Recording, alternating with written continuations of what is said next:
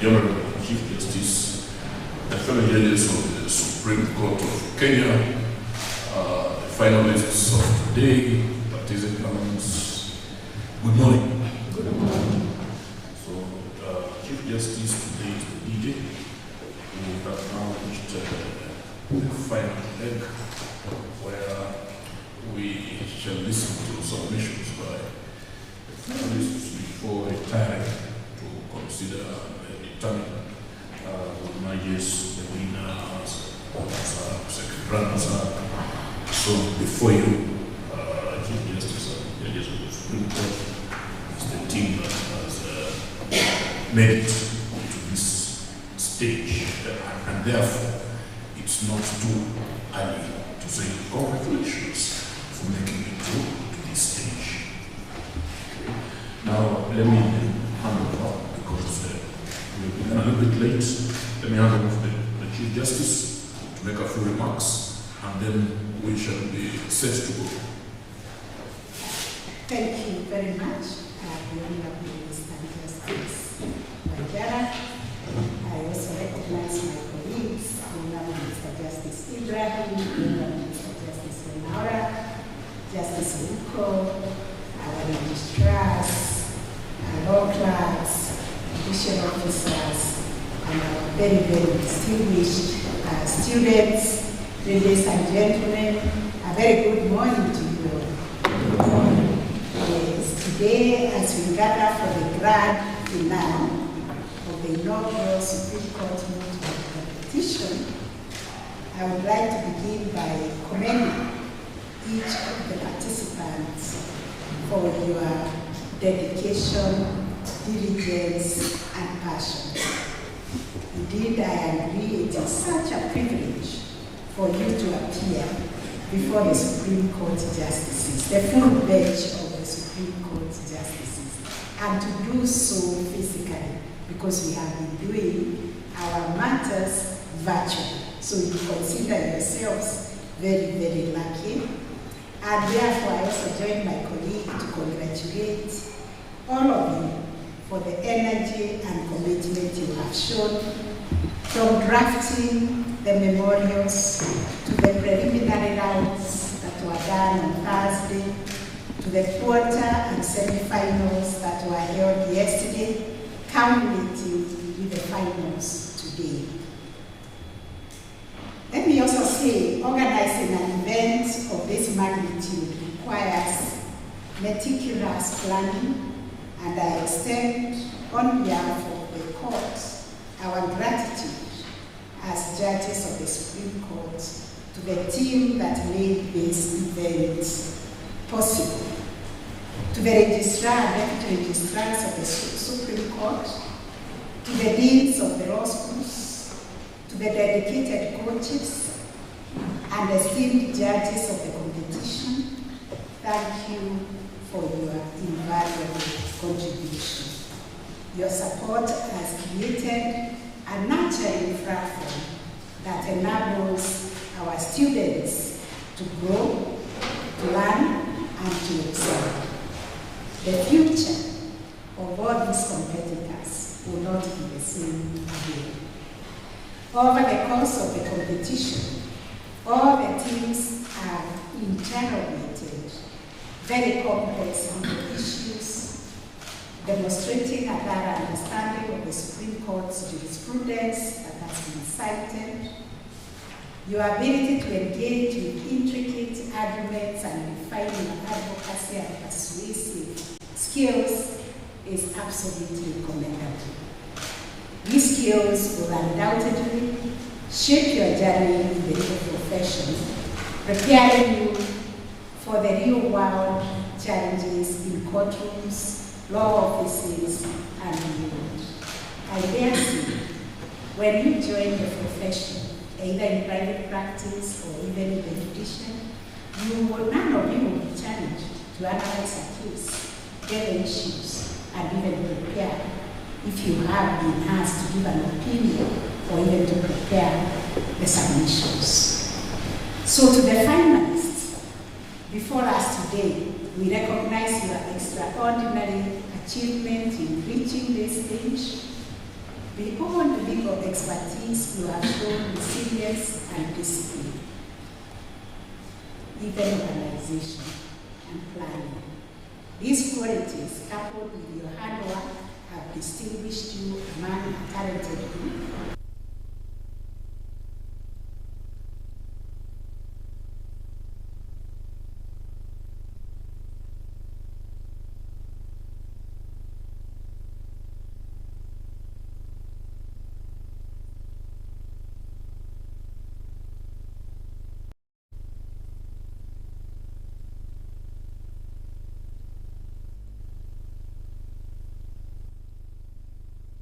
I have never come across a team of students who have managed to appear before a full bench of the Supreme Court, so you should really appreciate your milestones in this.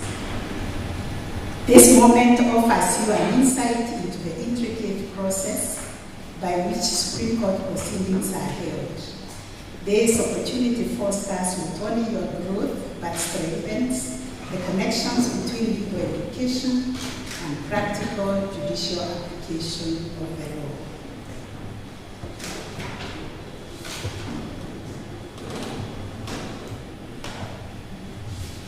The Moot Court competition is significant not only for you as students, but also for us, the judges, as it affirms our commitment to opening the doors of the Supreme Court to the next generation of advocates.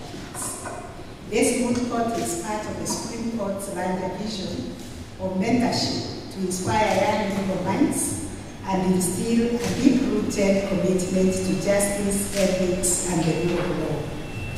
Our mentorship initiative goes beyond mere knowledge transfer.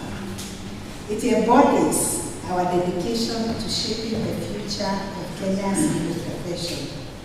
Through this competition, we hope to inspire you to pursue careers devoted to social justice, a steadfast commitment to ethical standards, and a dedication to upholding the rule of law.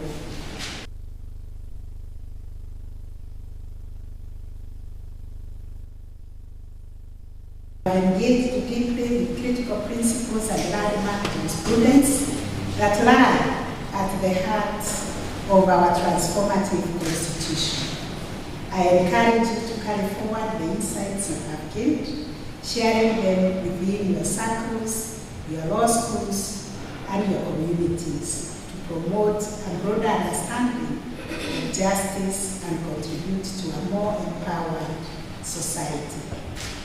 Regardless of today's outcome, every participant from the preliminary rounds to these finals to us is a winner.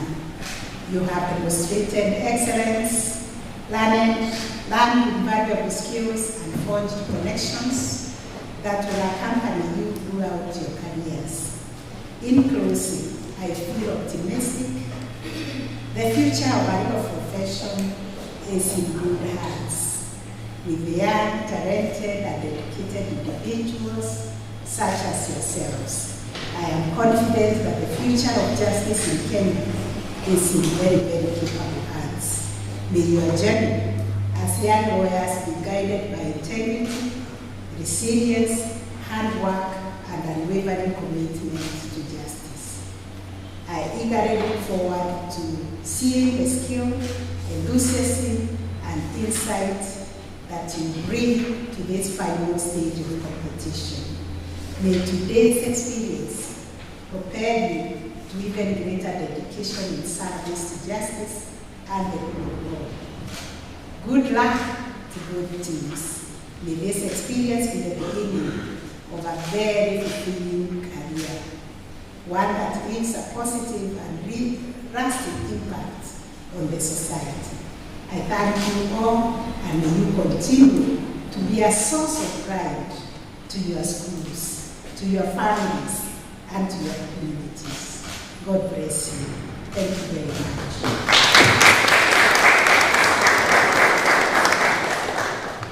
Let's go back to the registrar duty to set off. The court is ready. Okay.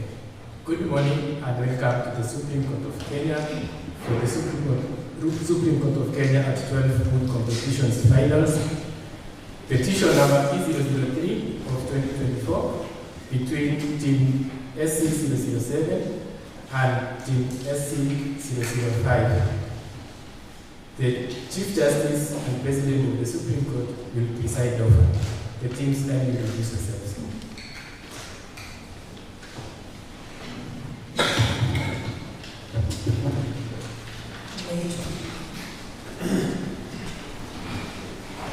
May it please this honorable court. My name is Judicial. I will be the lead counsel appearing on behalf of the appellants. I will give this opportunity to my co-counsels to introduce themselves. Your name again? My name is Judicial.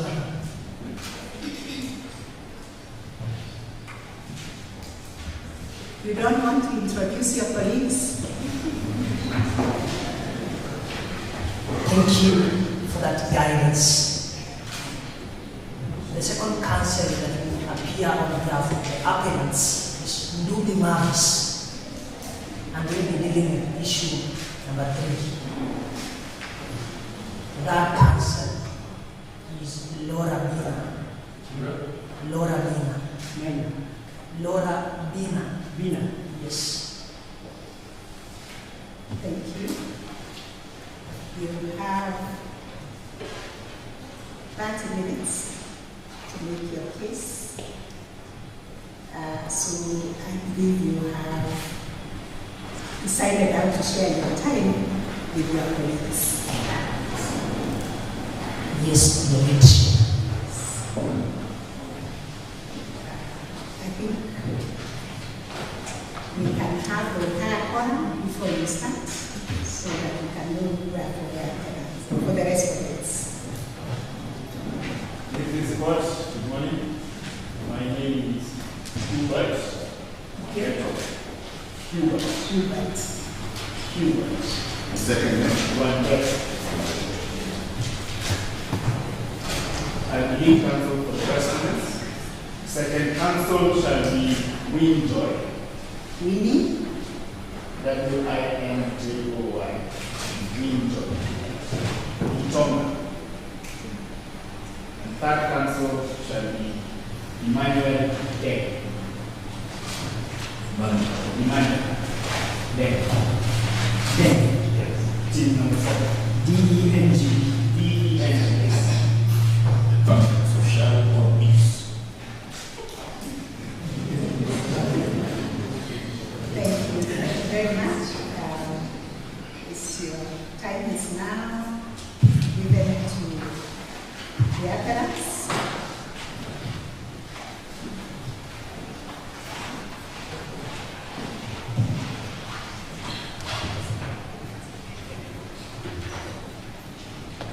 Your Lordship and Your Lordships, may it please this honorable court once again.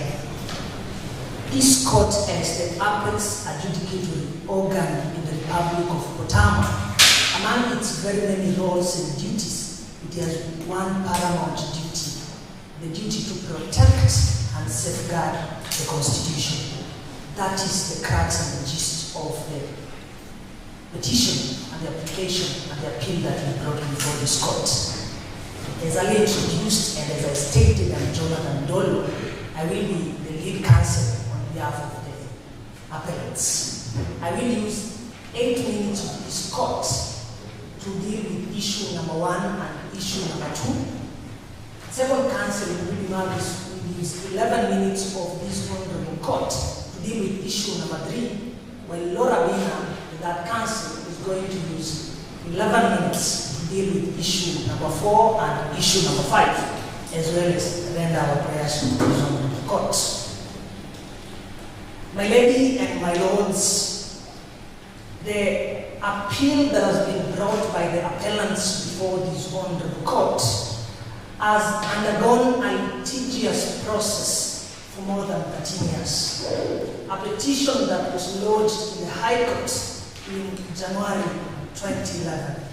A litigious process that has not yet concluded.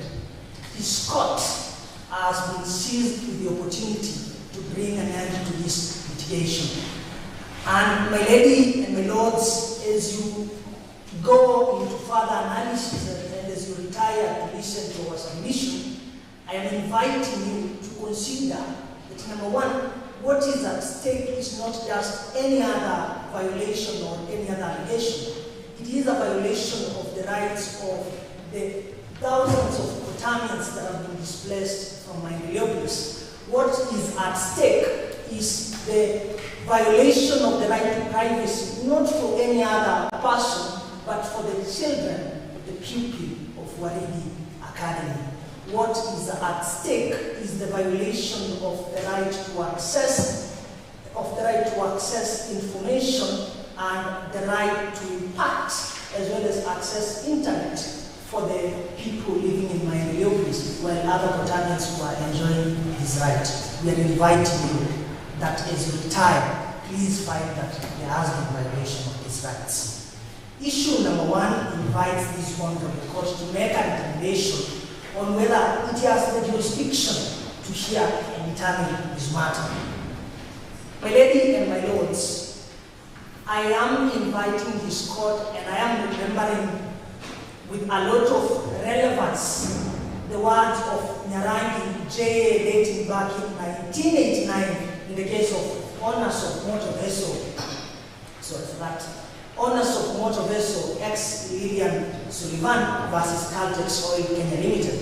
And in that case, the court stated, jurisdiction is everything, and without it, the court needs to down its tools.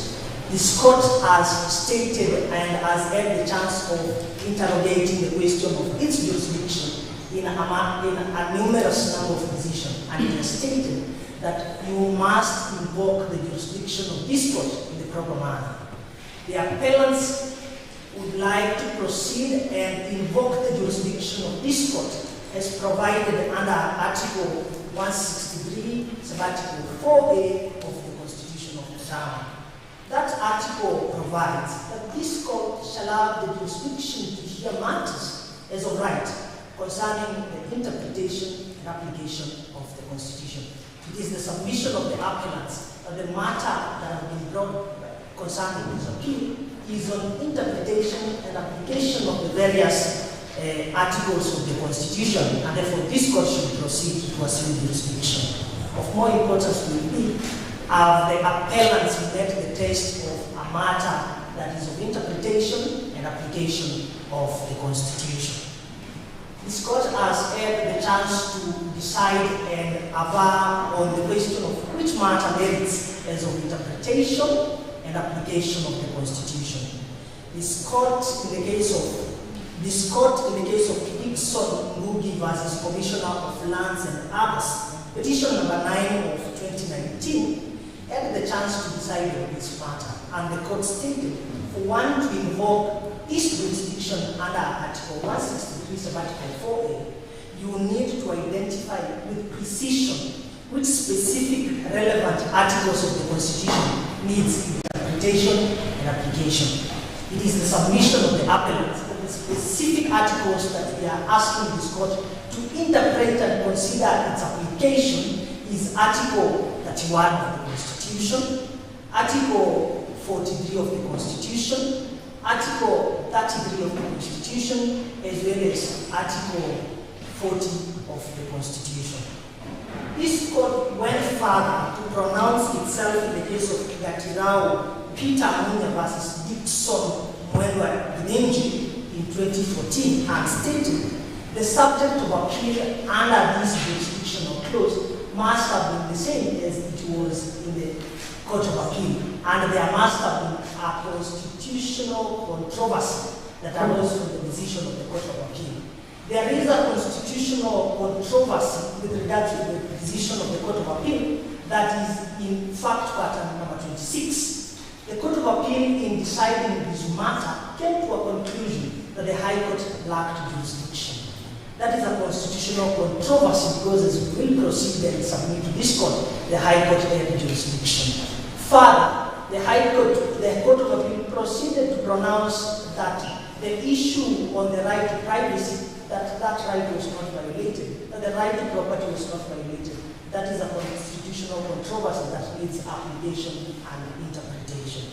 Finally, my lady and my lords, this court has had the chance to also pronounce itself, and it has stated that these issues of application and interpretation needs to concern the law.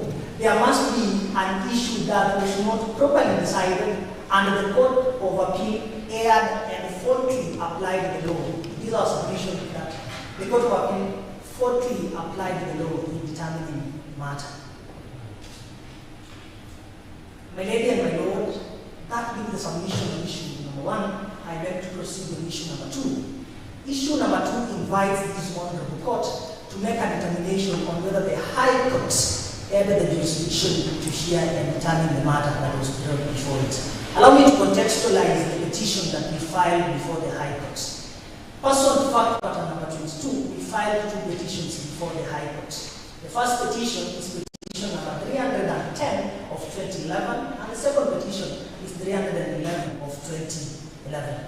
These two petitions were consolidated by the High Court, and the court went on to pronounce itself. It is a submission of the appellant that the High Court added the requisite jurisdiction to hear and determine that matter by the dint of Article 23 read together with Article 165 of the Constitution of the town. That specific article provides that the court shall have the jurisdiction to hear matters concerning violation of human rights. The gist and the crux of the petition we filed was on violation of the right to privacy, the right to housing, among other rights. That is under the exclusive jurisdiction, original jurisdiction of the High Court. Of more contention will be whether the High Court first ELC existence. I will invite you to fact pattern number 2 that tells us the ELC court came into operation in 2012. We lodged the petition in 2011, and therefore the only channel that we would have pursued was the High Court. Of importance again is the transitional provisions of the ELC Act that provide that all the matters that were pending before the High Court, even after coming into force of the ELC. My lord, my lady and my lords, the Constitution of the State of Potama under Article 40 and Article 43 guarantee the Potamians the right to property that is protected and should not be limited arbitrarily. Under Article 43, the Constitution guarantees all the people the right to socio-economic rights which must be realized progressively. Your Lordship and Ladyship, permit me to, on the onset, invite you to the ICTR, and specifically Article 17, which explicitly provides that forced evictions are prima facie an illegality in themselves. Your Lordship and Ladyship, I will invite you to your position in the Mitubel Welfare Society versus Kenya Airports Authority decision, which we had an opportunity to converge on the question of forced evictions in this very state. We submit to your Lordship that inasmuch as there are instances when forced evictions can be justified, there are prerequisites that ought to be sufficed. We submit as the appellants that all these prerequisites have not been met or sufficed in the case at hand by the respondents. You set out 3 principles in that case, as well as in the Satro Sayuma and 11 others versus the registered trustees of the Kenya Railway Staff Retirement Benefit Scheme and 3 others case. You stated that number 1, there must be an adequate and reasonable notice in writing. This has further been canvassed or rather interpreted under international law in general comment number 7 of the Committee on Economic, Social and Cultural Rights, where they established that for a reasonable notice, for a notice of eviction to be reasonable and adequate, there are things that it also has to meet. Number 1, it must provide for the alternative relocation that these people are going to relocate to. Number 2, it must also provide for the reason for for the evictions that are impending. In the case at hand, we do not contest the fact that the notice that is given contained the fact that they were being evicted for purposes of instituting and learning institution. However, we submit that there was no alternative relocation that was provided for in the very notice that was given by the Director of Education. Your Lordship and Ladyship, you also stated that in carrying out an eviction, it must be effectuated in a manner that respects dignity, the right to life, and the security of those affected. In the case at hand, Your Lordship and Ladyship, under fact paragraph 16, the evictions were actually effectuated in the middle of the night, and thereafter they were internet shut down. Your Lordship and Ladyship submit this is contrary to the said provision. There is also a requirement that the state should ensure it provides the first priority for demolition and protecting the property by the potential evictees. We submit, Your Lordship, in the case at hand, the state proceeded to demolish without providing that opportunity. It is also a requirement that the state should ensure they don't do the demolitions at night or in bad weather conditions. Explicitly under the fact pattern, it is evident that the evictions were effectuated at the middle of the night. There is also the need for genuine consultation, the need for compensation which is immediate and adequate. All these were violated and the state has failed to provide the same. We submit to Your Lordship that the first evictions were a blatant violation of the law in themselves and in the very procedure that they were effectuated. I proceed to further submit that the state pursued an retrogressive measure that was unjustified. Your Lordship and Ladyship, this court has had the opportunity to have a very big conversation on the question of progressive realization of rights. Your Lordship and Ladyship, in the mutual welfare case, as well as the earlier cited Santos Ayuma case, it is well established that the state should not take retrogressive measures. This is, to me, a right that is already being enjoyed should not be denied by the state from the people who are already partaking the very right. We submit to Your Lordship that in the case at hand, after the evictions, demolitions, and displacement of the people of Potamia, the state purported to provide an alternative relocation, which was a bare land in next to a dump site and a toxic chemical plant. We submit to Your Lordship that these are lower conditions than the living conditions that the people of Potamia were existing in before. We submit to Your Lordship that the state actually chose to suspend the enjoyment of the rights of Potamians for a week before even providing an alternative relocation.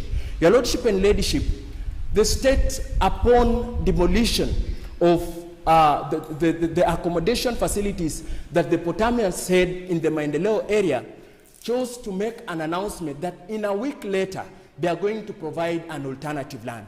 The big question that the court then should ask itself is on whether this duration of 1 week that the state decided to blatantly unmind the people of Potamia who are displaced were not living or were not worthy to receive, to enjoy their rights that are guaranteed under the Constitution of Potamia.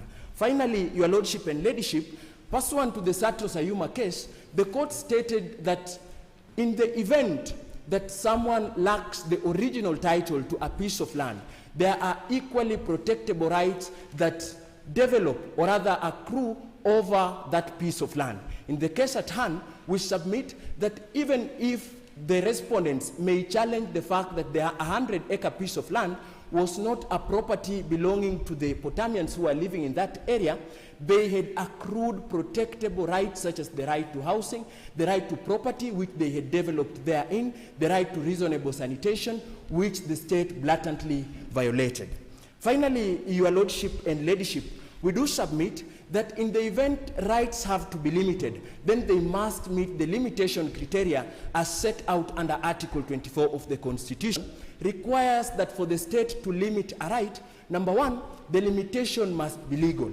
The legality test is to the effect that the limitation that in the case at hand, the evictions and the limitation of the socio-economic rights as well as the rights under Article 40 are not anywhere provided explicitly under the Potamian laws. We submit, Your Lordship, that even if the limitation test finds merit, the legality test finds merit, the court must proceed to question the necessity test. We submit that necessity test will require the state to establish whether there was a legitimate aim that was being pursued by the state in limiting the right in question. We submit that there was no legitimate aim that was being pursued in the case at hand. Further, Your Lordship, the test does not end at the necessity point. It further proceeds that even if the necessity test merits, then the court must apply the proportionality test. We submit that even at this point, we should juxtapose the effects of the limitation as well as against the rights that were being denied. We submit, Your Lordship, that you cannot suspend the right to human dignity of a people. You cannot suspend the right to housing of a people, the right to education of a people, at the expense of purporting to claim that you are going to later guarantee them another right to education that you have earlier suspended. Your Lordship and Ladyship, we suspend that this will be the most unreasonable test that the state would want to purport before this honorable court. We submit, Your Lordship, that in conclusion, the state should establish that indeed Article 40 and Article 43 with regards to the right to property and the right to the socio-economic rights of the Potamians who are living in the Maendeleo area were blatantly violated by the state, and there is no justification as to the same. We submit, Your Lordship, and unless guided otherwise by the bench, I would like to cede the floor to my co-counsel. Proceed.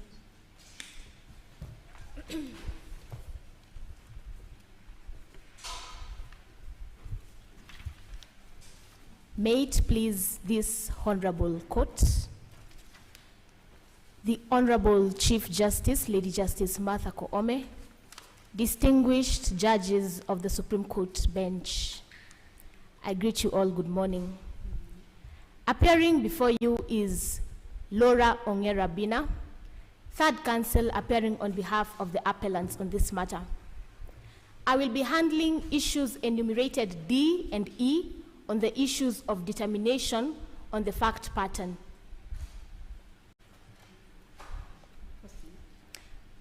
Your Ladyship, if the appellants were to summarize their grievances and their pleadings, it would be that the respondent state has blatantly violated their rights in total ignorance of the provisions of the law. And while doing so, they have shoved before the appellants that their violations are justified under the ambits of Article 24 of the Constitution. But the submissions of the appellants in this regard will be to dissuade the court from such persuasion and to see that the violations occurred and that such violations of fundamental rights, including the right to privacy, the right to the freedom of expression, and the right to access to information, were not justifiable and reasonable within the parameters of Article 24 of the Constitution of Potama. Without any preliminary issues or questions from the bench, I will beg to proceed to my first substantive argument under issue enumerated D, herein issue number 4. Your Ladyship and your Lords, issue number 4 begs this honorable court to make a determination on a key fundamental right that is provided for under Article 33C of the Constitution of the Republic of Potama. Article 33C, my Lords and my Ladyship, particularly provide that unnecessary intrusion into one's family and private affairs is prohibited. But above all this, Article 21 states that it is the obligation of the state to ensure that fundamental rights are protected and promoted. In the actions of the respondents, under the fact pattern paragraph 19, we have a total contravention of the respondent's obligations under the Constitution. Indeed, Your Ladyship, the provisions of Article 33 and the rights herein under that article are not absolute. And it would be that the justification sought by the respondents under the fact pattern paragraph 22 might merit within the ambit of Article 24.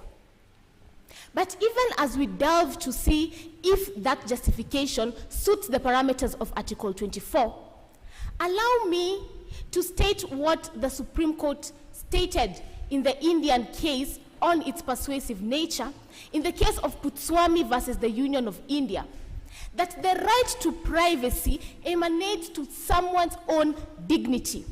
And human dignity, as warranted under Article 24, is one's inherent right. It would be safe for the appellants to conclude that if their breach of privacy occurs, then the state has intruded to their very human dignity. We do not contest that pursuant to Section 45 of the Data Protections Act, the respondents are justified to proceed and process data without consent of the data provider. However, Your Ladyship, the main contention of the appellants in this case is on the data and the kind of data that was actually processed without consent by the respondent state. And in this regard, a close look of the fact pattern paragraph 19, we realize that the data that was processed without consent, contrary to the provisions of Section 25 of the Data Protections Act, was data relating to children. And that is the main aggrievance of the appellant. That in doing so, the respondent government went to contravene the provisions of Section 33 of the Data Protections Act, particularly Clause 2, which provides that in data processing in matters relating to children, their best interest shall be the paramount consideration. But this law was not only stated in the Data Protections Act. Under Article 53(2) of the Constitution, we realize that Article 53 provides that in all matters relating to children, the paramount consideration should be their best interest. The submissions of the appellants in this case are reliant on what this Honorable Court held in the case of Charles Muturi versus the Standard Group PLC. And in stating the application of Article 53(2), it provided that Article 53(2) provisions extend to all laws and all matters relating to children. And Article 3 of the UN consideration of children should be the paramount consideration, said UNCRC, went ahead to state that the vulnerability of children accrues from their age and social circumstances that makes them vulnerable to did not regard their best interests insofar as data insecurity issues are concerned. That was held by the court in the R versus Oaks test case on its persuasive grounds is not merited. The fact pattern paragraph 16 tells us that Tumaini Primary School was 3 kilometers away from Waridi Academy. And the internet shutdown was occasioned by the state with the permission and the actual knowledge of the Director of Education. It means the Director of Education had canon knowledge that if the demolitions were to occur, then those students ought to have been taken to another school. There were other measures that they would have taken. Instead of publishing their data on nationwide media, well, they would have taken their information to the school particularly, being that they had 2 weeks prior notice to what they intended to do, they would have taken other reliable measures pursuant to the Article 24 of the Constitution. Moving on to my issue enumerated E, that being the issue on whether the internet shutdown is a violation to their freedom of expression and access to information. The appellants would wish to aver that the internet shutdown was actually a mention of these rights. We submit that this article mention of these rights. We submit that these rights have been guaranteed under Article 34 and 35 of the Constitution, and that the respondent state, by causing the internet shutdown, went ahead to contravene these very provisions. Your Ladyship, Need I not emphasize on the importance of the freedom of expression and access to information in a democratic society? And that the court seated in Uganda in the case of Charles versus the AG went ahead to buttress and emphasize that the freedom of expression and access to information is so much important as to enable the governed to participate in their governance by analyzing and criticizing public institutions while they deliver public service. Our contention is that by causing the internet shutdown, the intentional causing of the internet shutdown was a violation of this and an ignorance of its importance. My lords, your ladyship and your lordships, I would wish to aver and not contend that national security, as is being invoked by the respondents, is actually a legitimate interest that can be used to limit the right to freedom of expression and access to information. However, the court in the case of Ministry of Internal Security versus Randu Nzui-Mura went ahead to state this in precision, that the suggestion that national security matters are within the executive arm is completely unacceptable and has no place in the progressive constitution.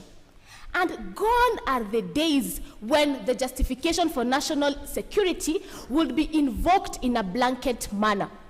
The High Court, seated in Milimani, in the case of Caliph Kelefa versus the Ministry of Internal Transport, went ahead to buttress that if the justification for national security is invoked, it is incumbent on the respondent, pursuant to Article 24(3), to provide genuine purposes. And how do you show that there were genuine purposes in regards to national security interests? Is that by reading the Article 2381 of the Constitution, the respondent has to identify and demonstrate what particular national security interest was at stake.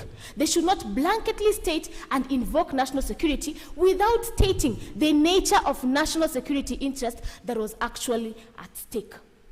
Conclusively, your ladyship, I would wish to read the prayers of the respondent, having stated that the violations that have been done by the respondent states are not justifiable.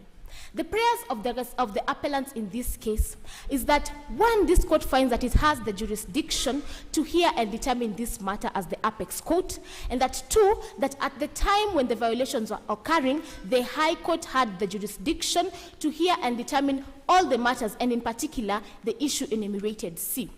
Further, that following the provisions of the Constitution, issue number 4 and issue number 5 are not merited, and the justification is not merited pursuant to this. Conclusively, may this court, following its reasoning in the mutable case, offer and issue a structural interdict in order to remedy the violations of the respondents. Thank you. Thank you for keeping to your time. The respondents.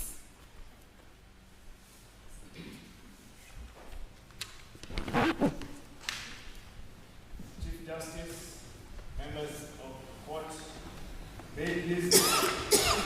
My name is rebuttal, lead counsel for the respondents. In the next 11 minutes, I will respond to the claims made by the appellants on issues A and B.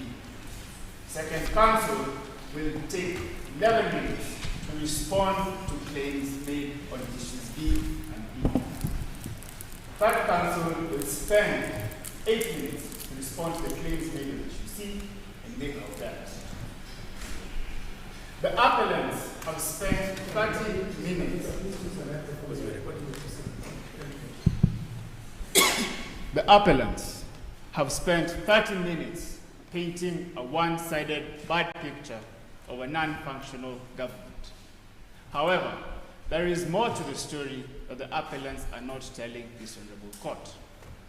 We concede that the state of education and housing in Potama is not where we aspired it to be. However, as a developing country, this has not prevented us from making progress. Since 1950, under the Better Livelihoods Program, the government has relocated people from destitute living conditions to better relocations. In 1980 and in 1993, the government relocated families from the slums of Sharia to a 100-acre piece of land in between beautiful hills and lush green forests. This is called Maendeleo Place. And in 1995, the government provided these people with social amenities, including tap water and electricity. Having sorted out housing, the government has decided to progress the right to education. In 2010, it announces that it has plans to construct a model technical and vocational training institute. Therefore, as the final court of justice, we pray that you let the government continue with this sustainable development for the current and future needs of the generations. Moving on to the submissions, the respondents agree with the appellants on issue B, that the High Court had jurisdiction. Hence, no submissions shall be made on issue B. On issue A is on whether the Supreme Court has the jurisdiction to hear and determine the appeal and the 5 grounds of appeal. We shall respond to the claims made by the appellants on 8 fronts. Firstly, the appellants has relied on Nyarangi J's time-honored words in owners of the motor vessel Lilian S. versus Caltex Oil Limited. To this, we assert that the Supreme Court in SK Macharia versus KCB Bank at paragraph 68 clearly stated that a court may not arrogate itself jurisdiction by way of craftsmanship. Secondly, in his opening statement, he has highlighted that we have been in litigation for 13 years and that this court is here to bring an end to litigation. To this, we assert that Section 3 of the Supreme Court Act is clear, that the objective of the Supreme Court is to assert the supremacy of the Constitution and the sovereignty of the people, as well as to develop rich jurisprudence. Thirdly, the appellants have invoked the jurisdiction under Article 163(4)(a) of the Constitution, which states that appeals shall lie from the Court of Appeal to the Supreme Court as of right, involving the interpretation and application of the Constitution. This court in Evans Kidero versus Ferdinand Waititu differentiated constitutional interpretation and constitutional application. Interpretation involves revealing the legal matter or the legal content of constitutional provisions so as to resolve the dispute at hand, whereas constitutional application entails creatively interpreting the provisions of the Constitution so as to eliminate ambiguities, vagueness, and contradictions. To this, we assert a 5th ground of appeal fall outside the ambit of Article 163(4)(a). The appellants relied on the Supreme Court case of Dixon Gugi versus Commissioner for the Lands. In this case, this honorable court dismissed the petitioners and held that this court lacked jurisdiction in that case. Furthermore, the Supreme Court in Hassan Ali Joho versus Suleiman Said Shahbal at paragraph 52 was clear that only cogent issues of constitutional controversy fall within the ambit of Article 163(4)(a). The appellant cited in this order that this court is required to interpret and apply Articles 31, 43, 33, and 40. We assert that these are mere allegations, and the Supreme Court in Lawrence Ndutu and 6,000 others versus Kenya Breweries Limited at paragraph 27 is clear that it is not mere allegations in the pleadings that clothe an appeal with jurisdiction. The appellant relied on the Supreme Court case of Gatirao Peter Munya and cited the principle of trajectory of constitutional interpretation and application from the Court of Appeal case. We invite this court to associate itself with its own decision in Ibrahim versus Judges and Magistrates Vetting Board, where at paragraph 43, at paragraph 46, it held that the Gatirao Peter Munya case did not in any way open a carte blanche window so that any appeal from the Court of Appeal under the trajectory principle fall within it. It reaffirmed its case in Munya that the appeal has to fall within the 4 windows set out in Gatirao Peter Munya case, which is the jurisdiction is regulated by the Constitution, It has to have been trajected from the lower courts and transversed through the normal appellate mechanism, and only cardinal issues of law deserve the further input of this honorable court. The respondents assert that the fourth ground of appeal falls outside the ambit of Article 163(4)(a).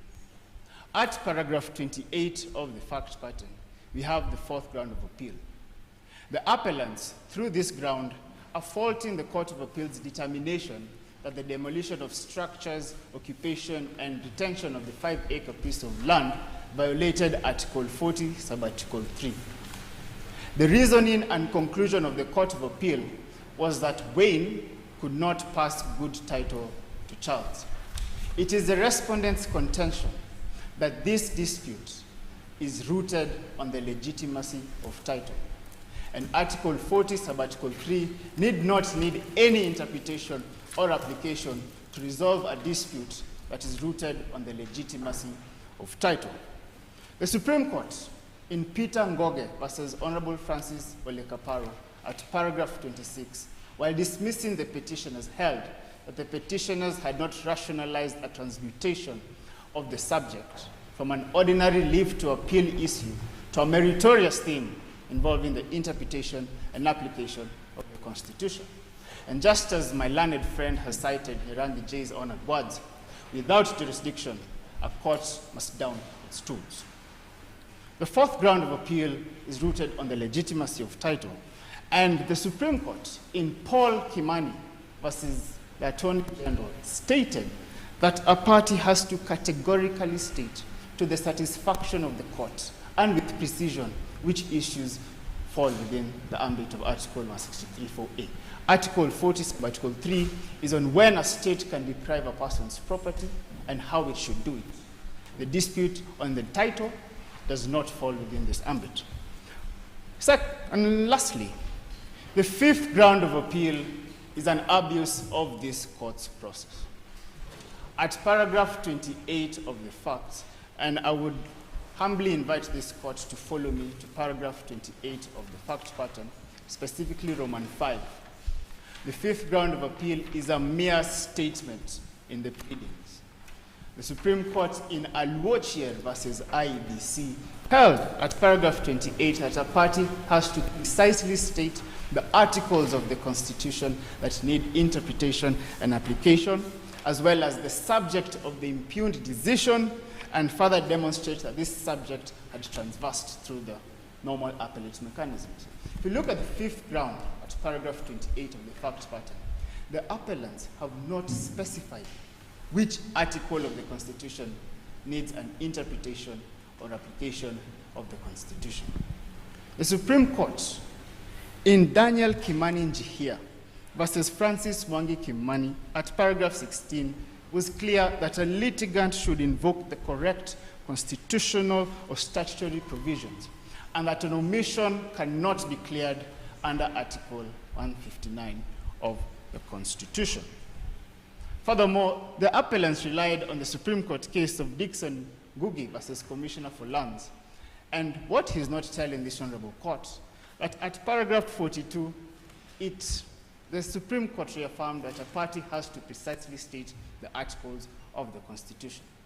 Therefore, in conclusion, we pray that the fourth ground of appeal failed the test set in Luta, in Hassan Ali Joho, and in Gatirao Peter Munya, and that the fifth ground of appeal is an abuse of this court process. We implore this court to preserve the sanctity of judicial procedure, and that as stated in SK Macharia versus KCB Bank, jurisdiction lies at the very heart of the matter in the pleadings and can be raised at any point in the arguments. But the fourth and the fifth ground of appeal fall outside the ambit of Article 163(4)(a). And as I earlier said, we agree with the petitioners that the High Court had jurisdiction, and we concede issue B. With the court's permission, I now invite my co-counsel, Winja Gitonga.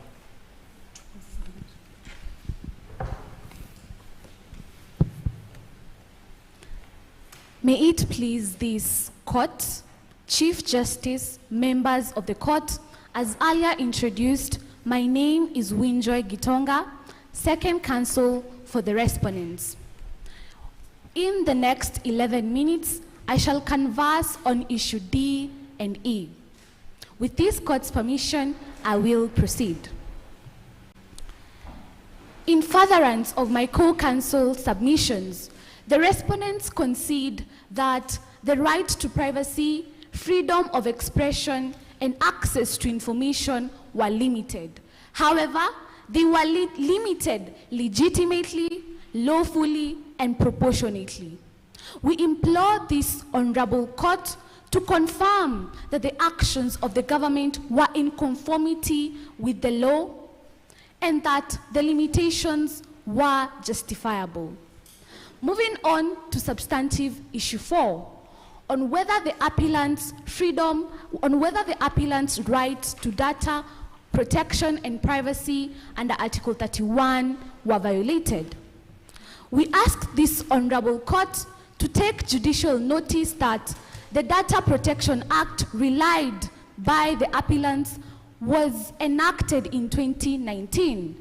This is 8 years after this petition was brought before the High Court, and therefore relying in the case of Daniel Njiroine versus Naliaka Maroro under paragraph 36, this court held that laws and the legislations where they are promulgated, the legislature where it intends for these laws to apply retrospectively, it shall expressly say so.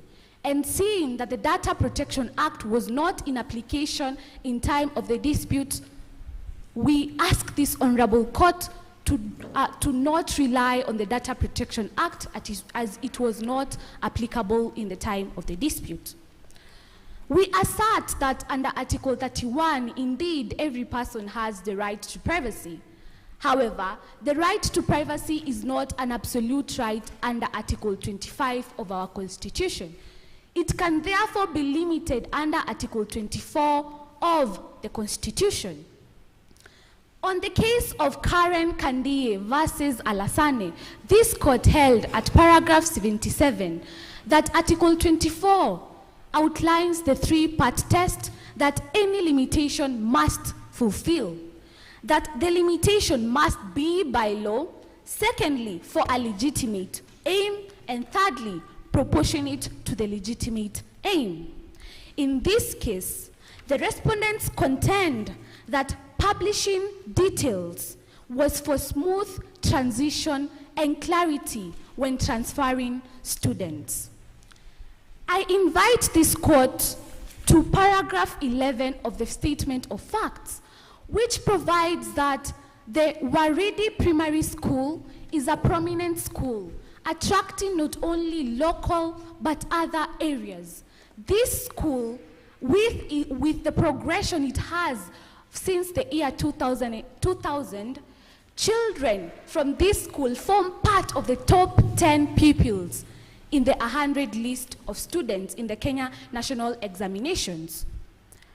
From these facts, it is plausible that without sufficiency to transfer their children to Tumaini Primary School under the guise that they were Waridi students, to protect the integrity of the transition process and maintain the quality of education, it was in the best interest of the child to publish details to ensure that a person or a child who was initially in Waridi Primary School would be accorded with their right to education under Article 43 of our Constitution to progress with their education into Tumaini Primary School.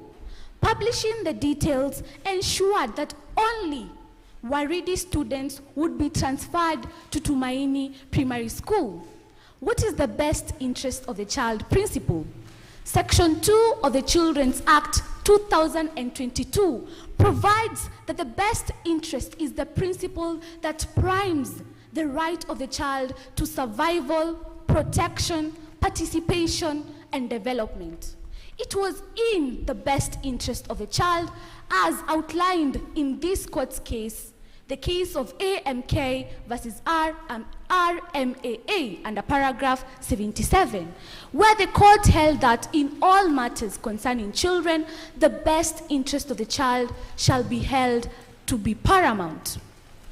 It was therefore in the best interest of the child to ensure that their right to education was protected by publishing the details. Furthermore, the respondents submit that this move was consistent with Article 10(2)(c) of the Constitution, which requires transparency and accountability on the part of the government. This provision provides that it binds all state organs. Therefore, the Ministry of Education, headed by the Director of Education, was fulfilling its constitutional obligation of ensuring that there is transparency and accountability in transferring the children. Moving on to the fifth issue, on whether the internet shutdown violated the appellant's rights to freedom of expression and access to information. In responding to the appellant's arguments that the internet shutdown violated the freedom of expression and access to information of the people of Maendeleo Place, it is our humble contention that the freedom of expression and access to information were not violated because the limitations passed the test under Article 24 in reliance with the previously cited case Karen Kandie versus Alassane. National security. What is national security? Article 238 of our Constitution provides that national security is the protection against internal or external threats that threaten the territorial integrity of the Republic of Potama, their people, their rights, their freedoms, their integrity, their peace, their property, their stability, and other national interests. We rely on this court's case in the case of Haki na Sheria Initiative versus Inspector General of Police, petition, a case of 2023, holding that the limitation of rights was in pursuit of maintaining national security. Furthermore, the respondents assert that in compliance with the third requirement set under Article 24, that the government pursued measures which were less restrictive means. And what were these measures? A careful reading of paragraph 19 provides that the internet shutdown took place from midnight up to morning. It is our humble submission that the government needed to control potential misinformation and disinformation and potential incitement to violence. And therefore, in line with the principles set under Article 24, it was in the pursuit of a legitimate aim of safeguarding national security. Moreover, the Siracusa principle specifically stated that restrictions should at a minimum be of limited duration. A careful reading of paragraph 19 provides that the internet shutdown was for temporary reasons. It was from midnight to the hours in the morning. Therefore, in line with the Siracusa principles, which provide that restrictions should at a bare minimum be of limited duration, the respondents were in line with these principles. In conclusion, although this court is yet to decide a similar issue, we rely persuasively on the case of Egyptian Supreme Administrative Court in Mohammed versus Communications Authority, where the court held that the 2011 internet shutdown in Egypt was in pursuit of the legitimate aim of safeguarding matters of national security. We therefore, in conclusion, ask this court to find that there was no violation of the freedom of expression or access to information as the respondents passed the test under Article 24. It was provided for in law. It had the legitimate aim of safeguarding national security, and it was proportionate since the Communications Authority applied the less restrictive means to achieve the purpose. I now cede the floor to the next co-counsel, Emmanuel Deng. Thank you, Chief Justice. Chief Justice, members of the court, may it please this court. My name is Emmanuel Deng, third counsel for the respondent. In the final 8 minutes, I will argue on issue 3 on whether the forced evictions and subsequent displacement violated the appellant's rights under Articles 40 and 43 of the Constitution. I will then make our request for reliefs. If the court permits, I may begin. Chief Justice and members of the court, the appellants claim that they were not accorded adequate notice to evict the premise. However, from paragraph 15, with your permission, the respondent accorded the appellants a 7 days eviction notice. Furthermore, we rely on the William Musembi case holding that an evicting party must accord the evictees in an eviction an adequate opportunity to salvage their property during an eviction. The 7 days notice that was accorded the appellants was sufficient so that they may be able to salvage their property. It is our submission that this 7 days notice was sufficient. Furthermore, the appellants have raised the issue of necessity for this compulsory acquisition. Chief Justice and members of the court, with your permission, I may wish to draw your attention to paragraphs 11 and 12 of the fact pattern. It clearly states that Waridi Academy is growing. It attracts students from elsewhere and from within the local community. Furthermore, paragraph 12 provides that Charles was advised by his neighbors to continue and put up a dairy farm so that he may be able to teach his neighbors. It therefore, our position that in this case, the compulsory acquisition was necessary so that the respondent may be able to set up a model technical and vocational training center so as to be able to effectuate the realization of the right to education provided under Article 43, 1F of the Constitution. Thirdly, the respondents have raised the issue of title. However, what the respondents are not telling this court is that from paragraph 12 and 13, we can clearly see that Wayne was only accorded an allotment letter. And this very court in the Torino Enterprises Limited versus the Attorney General, under paragraph 58, the court ruled that an allotment letter does not confer upon an individual a transferable right. Furthermore, Charles failed to follow the due process so as to be able to register as the legal proprietor of that land. Therefore, with your permission, I may wish to draw your attention to paragraph 40, articles 40, sub-article 46 of the Constitution, which provides, and I may read with your permission, it states that the rights under this article do not extend to any property that has been found to have been unlawfully acquired. It is the respondent's position that the land owned by Charles was unlawfully acquired, and hence the position of the appellants that Charles is entitled to compensation is null. Furthermore, the respondents have raised the issue of the nearness of the toxic chemical plant and the dump site. Members of the court, I may wish to draw your attention to paragraph 5, 8, and 10 of the facts pattern.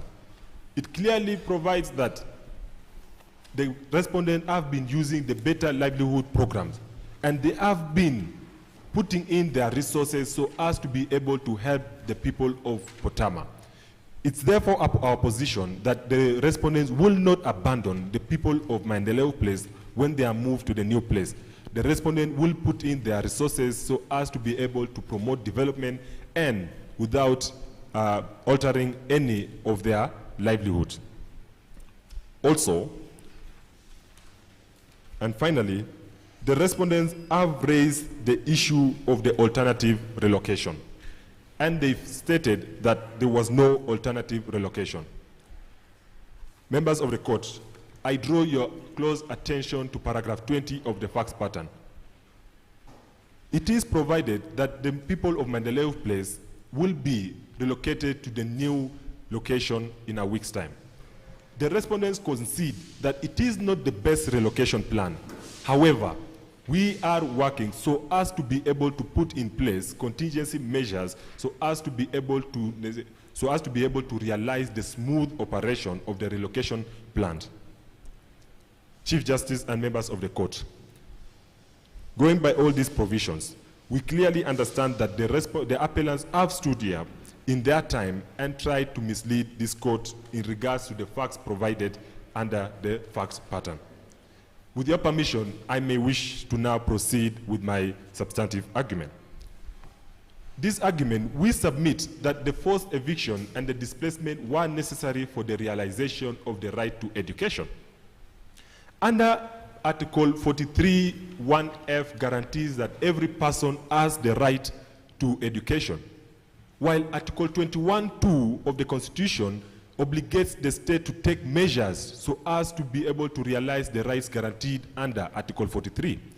In this case, the state needed to compulsorily acquire the land in which Maendeleo Place, the appellants were residing in, so as to be able to put up a model technical and training center, as seen from paragraph 11, 12, and 14 of the facts pattern. Members of the court, in conclusion, we as the respondent, we submit that the appellants have stood here and they have failed by dint of section 107 of the Evidence Act to provide adequate evidence to show and demonstrate that the rights they claim to have been violated, how they have been violated. They have also gone contrary to the principle established in the Anarita Karimi Njeri case, in which that a party must demonstrate in how their rights have been violated. It is therefore our prayer that as the respondent, we request this court to dismiss this whole appeal, as in the court, this court held in the case of Rai. This is a matter of public interest. The respondent do not insist on cost. Most obliged, Chief Justice, the respondent have submitted their case. Thank you very much for your submissions. Before the response, I will ask I'll give the opportunity to the judges to ask any questions or seek clarifications. After the questions, the respondents will respond. If there are any questions directed to you, and you will have 5 minutes to respond to those questions. Thank you. Judge. Thank you, Judge President. May I also thank the counsel for both sides for their submissions. I have a few questions and clarifications from counsel for the appellant. Counsel Ndolo, you cited Nyarangi, Lillian S., a decision of 1989, and it's a Court of Appeal decision, and you are before the Supreme Court. Did you find any decision of the Supreme Court that develops the principles in Lillian S.? And if you did, which are the cases? The second question, again to Mr. Ndolo, you have said that the High Court, and this is a common ground, High Court had jurisdiction. What is the leading case of this court leading decision of this court demarcating the jurisdiction of the High Court and the other two courts of equal status. What is the leading decision of this court in that regard? Mr. Ndubi, when you think and you are persuaded that you now want to close your arguments, it is better to do so once. I recall you said finally 3 times. You say finally, finally, finally. And then to make it worse, you said in conclusion. Ms. Ongera, on the right to privacy, you cited an Indian case, Goswami, or some case. And I'm wondering, how do we develop indigenous jurisprudence if we keep borrowing? Are you saying there's no decision of this court or any other court on this question? And I also would like to know, in what way were the children prejudiced by the mere publication of their names? Does it have to be something negative published, or say they have passed their exams, as we see all the time? They call Brook House, or those group of schools. They put the names, the pictures of best performing students. Is it enough to claim that their rights are violated by merely publishing their names? And the case of Khalifa, you cited the High Court decision. Did you confirm whether that case was appealed to the High Court, whether it was overturned, and whether it reached the Supreme Court? This is an area of research that we need to look at. My lady, those are the few questions and clarifications I was seeking. Thank you. Judge Ranaura. Thank you very much, Chief Justice and colleagues and counsel. I thank you very much for your submissions. They're very impressive. And having sat in many moots, including the Arusha moots, as a judge of the moots, you have really impressed me. So my questions will not in any way diminish the value of your submission. So my first question is to Mr. Deng. Mr. Deng, you spoke about the value of a letter of allotment. But is it not true also that your client had only a letter of allotment? And does a letter of allotment, as you've said yourself, since it does not confer title, what rights do you have beyond the rights that the appellants have? So clarify that question for me. Mr. Ndubi, the same question to you. Article 40 speaks to rights. Article 43 speaks to non-deprivation of the right to property of any kind. What right to property did you have so that you can say we were deprived of the right? What was the evidence of the right to property that your clients had? Mr. Deng, you spoke to ICCPR and its application, but I would have expected you, and you could now, tie ICCPR to our Constitution. How is it related to provisions of our Constitution, and how is it applied in Moot, which you mentioned? And then lastly to Mr. Is it Wandeto? Oh, Wandeto. Mr. Wandeto, on jurisdiction, you considered that in part the High Court had jurisdiction. You considered that in part the High Court, the Court of Appeal and this court has jurisdiction. when you break jurisdiction into bits and pieces and say you don't have here, you don't have there, how is the court then meant to address the remedies to be given? For example, what is the difference in terms of jurisdiction between the expressed violation to Article 33 on the internet shutdown and the expressed violation to data protection and privacy under Article 31? So you either concede that the framing of these complaints conferred jurisdiction, or you concede that they do not have jurisdiction, but you cannot blow hot and cold. So would you like to clarify that for me? Thank you very much. Thank you. Justice Wanja.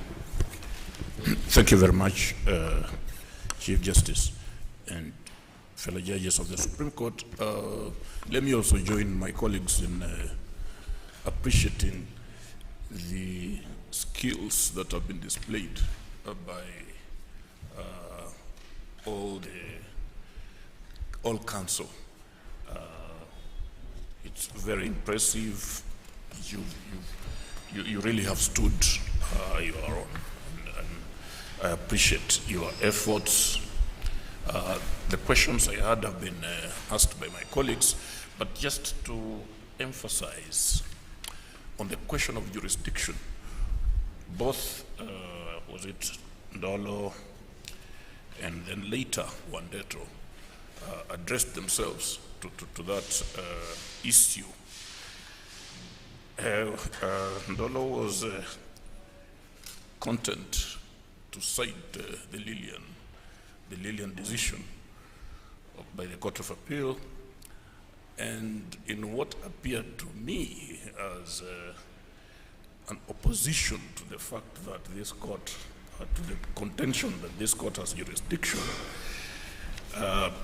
Counsel Wandeto cited S.K. Macharia.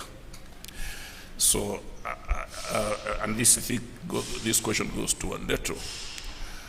Where is the departure between Lillian and S.K. Macharia when it comes to a question whether a court has or does not have jurisdiction, and the effect of a finding that indeed the court does not have jurisdiction?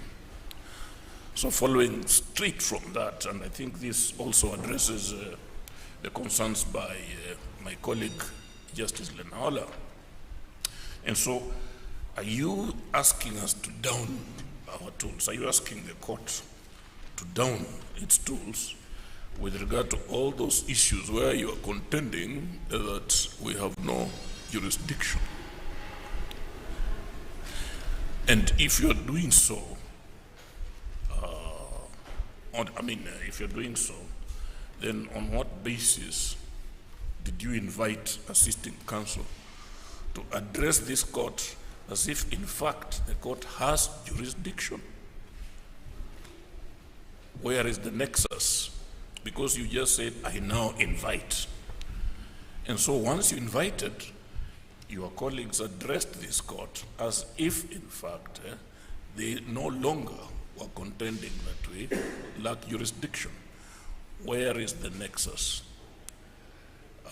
In other words, how would you address a final court on the question of jurisdiction, contending that it lacks jurisdiction, and then you go ahead and argue as if it has jurisdiction? I'm trying to find from you what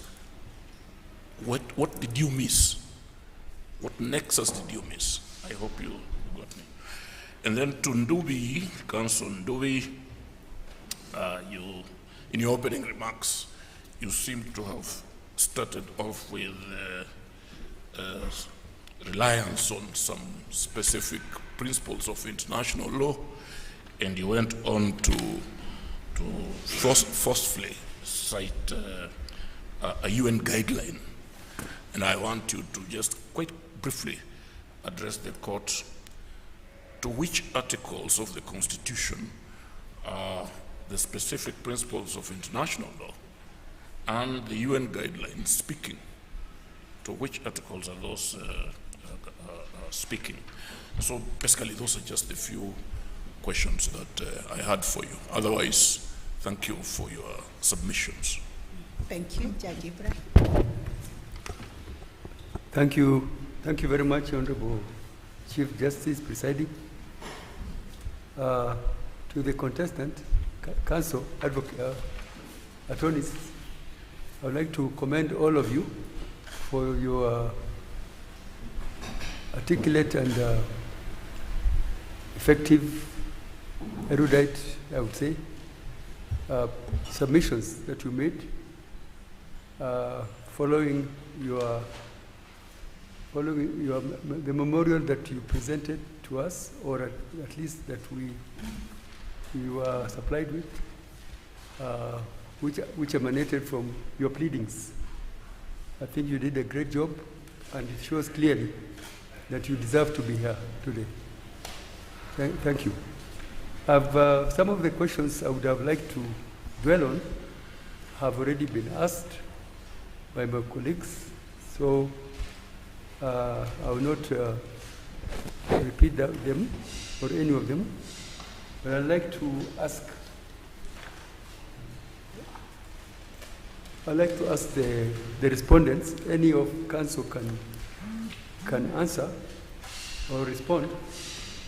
You had raised the question of jurisdiction. That question, some questions have arisen which have been requested of you which have been presented to you by my colleagues, Justice Denola and Justice Ouko, about jurisdiction. But just specifically, apart from trying to split areas of the jurisdiction into categories, as suggested by Justice Ouko, I would like just to go straight to the point that to ask of you that your pleadings clearly show that the issue of jurisdiction is an issue that has been pleaded. In fact, in your submissions, you did argue it. My question is that with the submissions, express submission of Mr. Mandetto, I believe you, correct me if I heard wrong, because sometimes you can hear wrong. I thought I heard you say that you concede to the suggestion or the pleading or submission of the appellants on the question of jurisdiction, that you are admitting that this court has jurisdiction.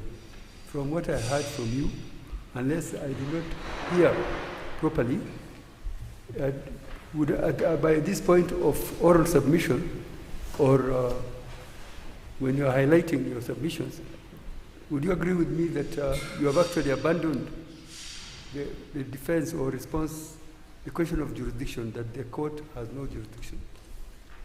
To both appellants to both the respondents. Before that, to the respondents, you raised the issue of Article 24, but I do not see how you explained, because apart from the limitation of rights and fundamental freedoms provided in Article 24, Article 24 itself, sub-Article 2, says that despite Clause 1, a provision of legislation limiting right or fundamental rights, then there is A and B. So actually, within that provision, that there is a limitation to the rights and fundamental freedoms to be enjoyed, there is a further converse limitation of the extent of taking away the fundamental rights set out in sub-Article 2. And I was wondering whether you ought not have explained with clarity the provisions under the Land Act that deals with this exception to the limitation. And for instance, just to make it clear, that Sub-Article 2b, the limitation shall not be construed as limiting the right of fundamental freedom unless the provision is clear and specific about the right of freedom to be limited and nature and extent of the limitation. Whether you have explained to us this limitation of the intention of Article 24, because it doesn't give a free for all limitation of those rights. They're still subjective. Now, on the issue of to the appellant, very briefly, you don't have to go into details. To what extent have you assisted the court to deal with the request or your remedy of interdict, structural interdict? Because under the principles, the doctrine of structural interdicts, such an order that the court may deal with to redress any violations of fundamental rights and freedoms, these interdict orders must be specific, appropriate, clear, and effective. So, to what extent have you assisted the court to know how to implement the interdict? Or do you not have considered that in your submissions?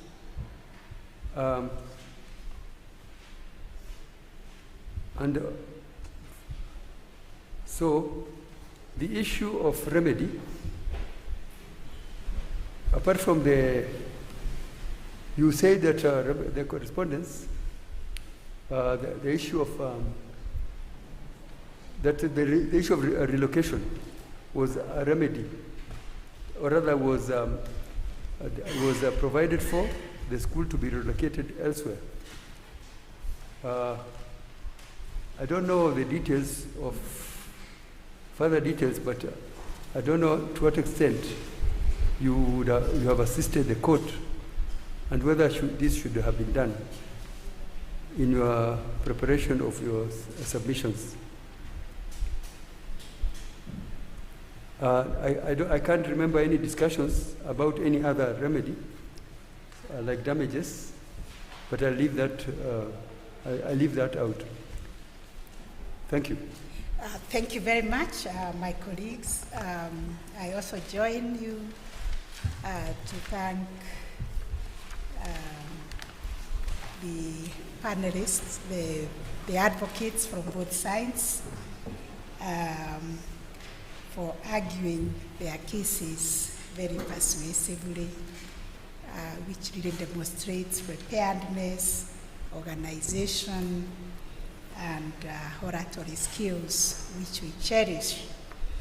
I think the questions I wanted to ask have been asked, but I want to just emphasize on one, touching on Article 43(1)(b), the right to housing, and I direct this to the respondents, Council Winnie Joy. You said the appellants were given adequate notice, and I want to know, how did the right to housing of Maendeleo Place crystallize to the occupants or to the members of this organization called Maendeleo Aki? I want to know whether the evictions were lawful and proper, because you argued that adequate notice was issued, a notice of 7 days. So I want to hear from you whether the eviction was lawful and proper. I had questions about the data protection and the right to privacy, but I think Justice Ouko asked that question, so I will not go back to it. So we'll do this way. The respondents will respond. I think the questions were many, so my colleagues will allow me to give you 7 minutes to respond to those questions. The appellants who have a right to respond to issues of law that arose from the submissions by the respondents will have 7 minutes to respond to the questions and 5 minutes to respond to the issues of law arising out of the submissions. So the appellants will have a total of 12 minutes, while the respondents will have 7 minutes. We'll start with the respondents.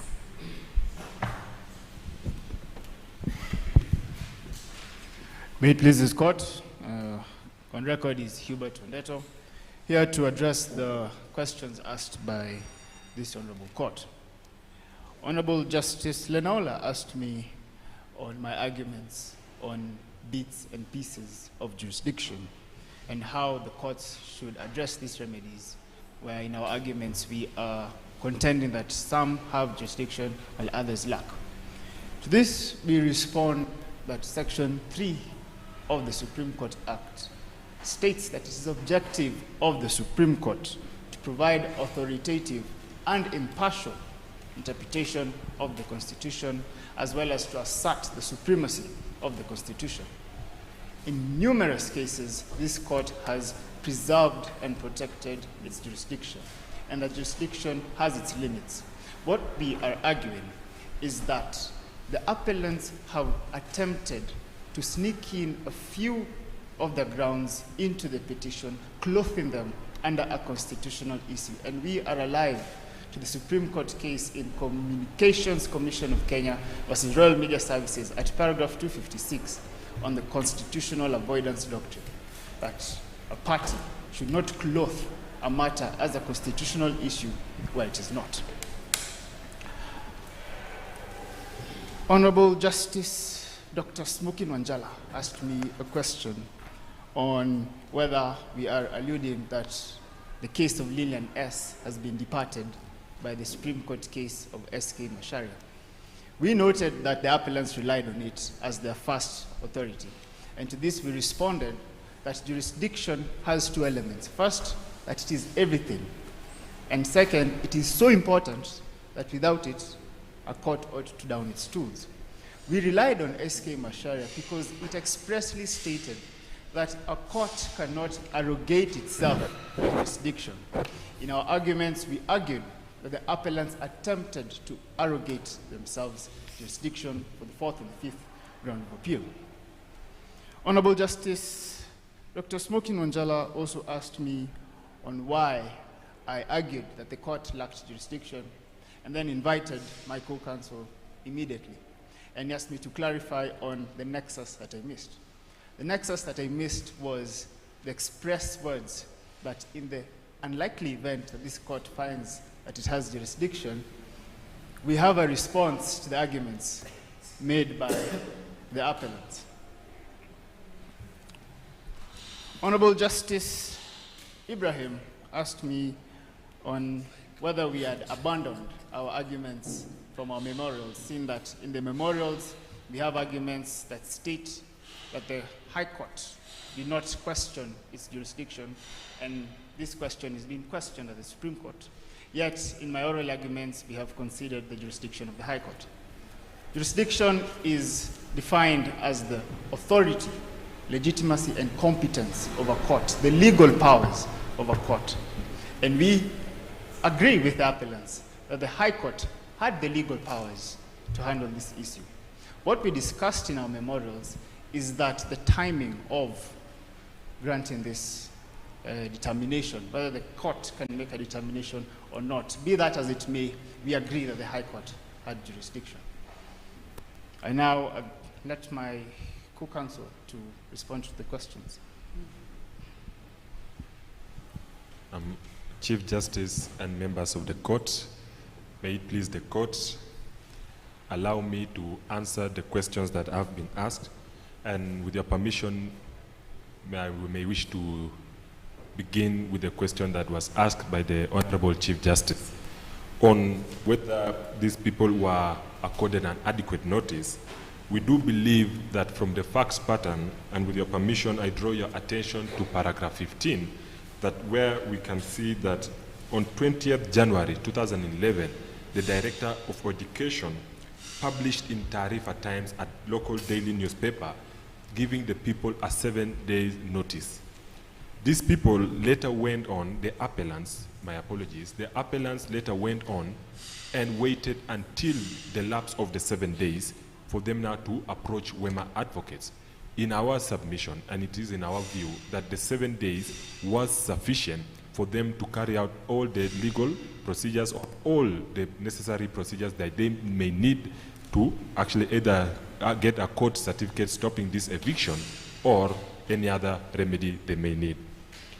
On the other question, on whether the evictions was proper and adequate, we concede on the ground that we carried out the evictions at midnight.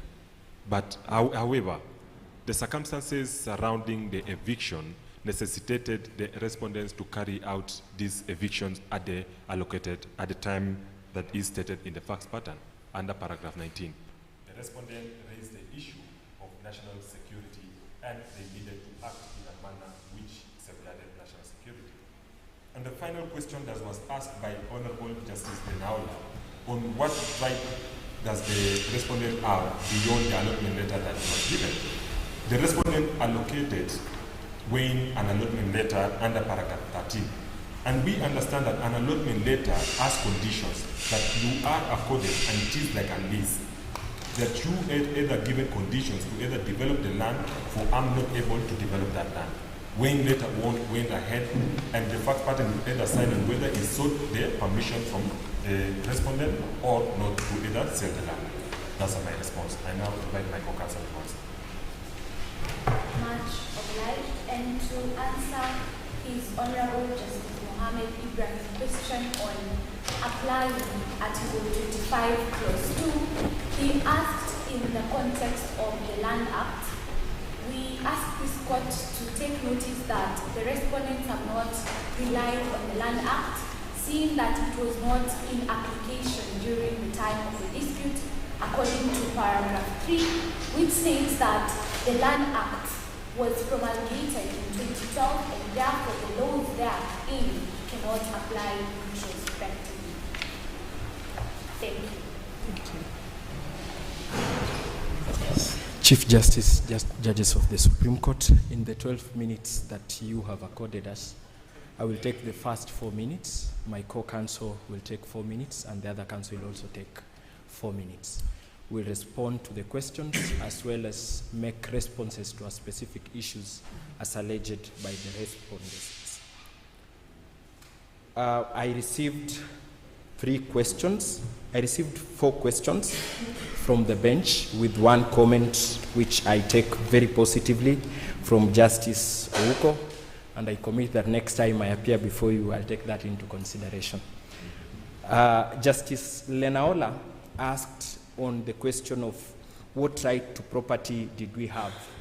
And in our response, we submit that this court has stated in the Mitubel welfare case, as well as in the Sato Sayuma case, that in as much as a party might lack the primary title to land, there are other secondary rights that are protectable that can develop as to the same. In this case, the people who were evicted had their properties there, had developed the area, and that is the right that we claim, Your Lordship. Justice Lenaola further asked on the question of the applicability of ICCPR. I base reliance on Article 2, Sub-Article 6 of the Constitution, and further invite you to your very decision in the mutable welfare case, where you stated that ICCPR, or other international treaties and conventions, are equally applicable in this country. However, they are not of binding effect, or rather, they don't have a higher legal force than the Constitution, than the statutes, and than the final decisions of this very court.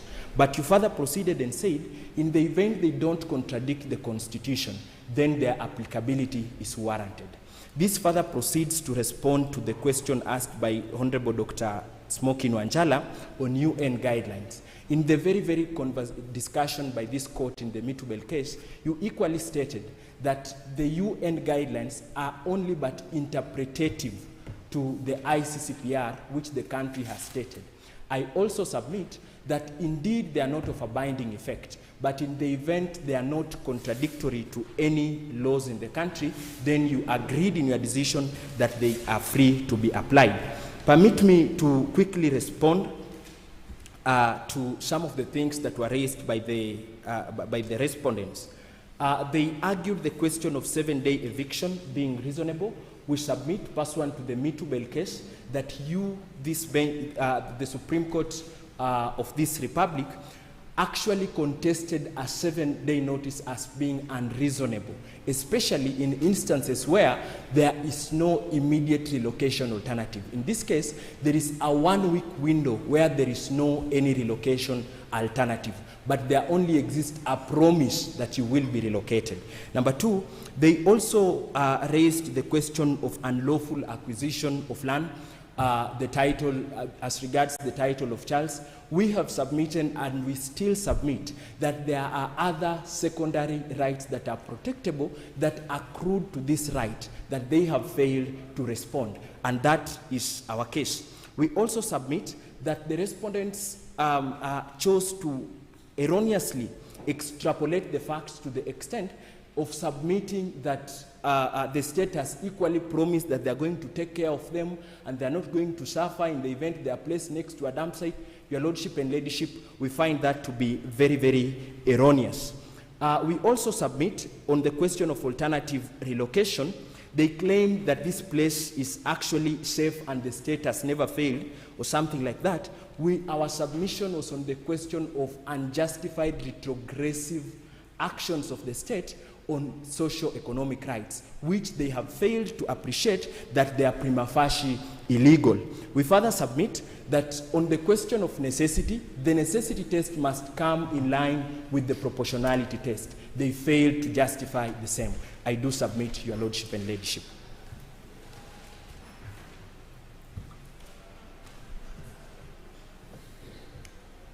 Once more, greetings, Madam Chief Justice and honorable members of the Supreme Court bench. I shall be using 4 minutes to respond to the honorable bench's questions and further our rebuttals on the issues that have been raised by the second counsel of the respondents. I will begin with the first question that was addressed to me by Honorable Justice Ouko, and his question is in regards to why I relied on the Indian case of Putsami versus Union of India. The case that I relied on, indeed, while it does not further the jurisprudence of this honorable court, I relied on that statement for persuasive reasons. That notwithstanding, there have been decisions that the court has stated has had the same reasoning, and that includes the case of JWI, that being Jemima versus the Standard Group Media PLC, where the court addressed the issue of publishing one's image, and in that case, it also stated the same averment that one's privacy goes to the very fabric of his or her dignity. In regards to the question on how the children were prejudiced, we submitted before this honorable court that the prejudice comes from the social circumstances that surround data privacy. And social circumstances are one of the key considerations that ought to be considered in any matters relating to a child, as we had submitted pursuant to the preamble of the UNCRC. And we further submit that by publishing the children's data, the children were exposed to the risks that accrue from data privacy and its protections risks. On the alternative, if that submission does not suffice, we submitted that the necessity test as averred by the respondents was not merited, for reasons being that there were other least restrictive means that the respondents would have used in order to attain or achieve the same objective of smooth transition. In regards to the question of the decision of Caliph Kelefa, the submissions of the respondents of the appellants rather in this case is that we relied on that case on persuasive grounds, and notwithstanding the current state of that case before the courts, we submit that the same reasoning was one that was also reasoned by the Court of Appeal in the case of Ministry of Interior versus Randun Zai Rua, where the court took into consideration the same reasoning, that there has to be genuine purpose in response, that the respondents have to show genuine purpose whenever they invoke the justification of national security. And to demonstrate that, they have to state with precision what is the national security interest pursuant to pursuant to Article 2381 of the Constitution that they are seeking to protect. Finally, in response to what the respondents have averred in regards to issue 4, our submissions is that, 1, the submission that the Data Protections Act cannot apply retrospectively. We submit before this honorable court that the High Court in R versus Joe Musheru stated that the Data Protections Act, by looking at its intention and analyzing its objectives and introductory statement, can actually apply retrospectively in regards to the fact that the provision of the right under Article 31C are actually provided by the Constitution. That notwithstanding, if that does not suffice, the Supreme Court, in the case of Samuel Kamau versus KCB, went ahead to state the elements of retrospective application, and we state that we submit that the Data Protections Act actually fulfills and satisfies this requirement. Conclusively, on the issue of the proportionality test, if my Lord, Lady Justice will be kind to add me 30 seconds to conclude on that. Thank you. In regards to the issue of the proportionality test that was averred by the respondents in regards to that issue, we submit that following the reasoning of this Supreme Court, in the case of the National Government Board versus and EG versus the Attorney General, the case on the LGBTQIA registration, this court adopted the reasoning of the Supreme Court in S versus Makwenyene, where it insisted that the proportionality test, the most important element of the proportionality test, is whether there were other less restrictive measures that could have been employed. And finally, that even in applying the limitation, it should minimally impair the right. And we submit that this is also the provision of the Constitution under Article 24.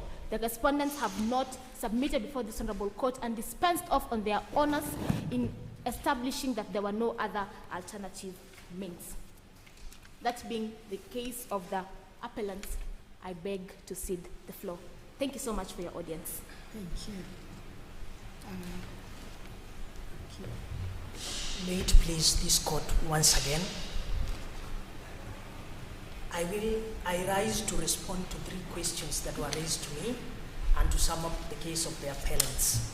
The first question was directed to me by the Honorable Justice of the Supreme Court on why I did use the owners of motor vessel ex-Lillian Sullivan decision.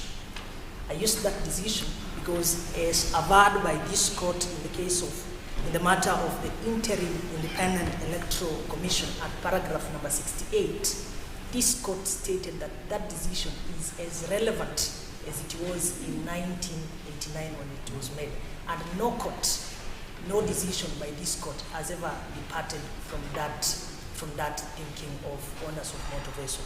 Second, there was a question that was raised on the interplay between the 3 courts, the Environment and Land Court, the Employment Labor Relations Court, and the High Court.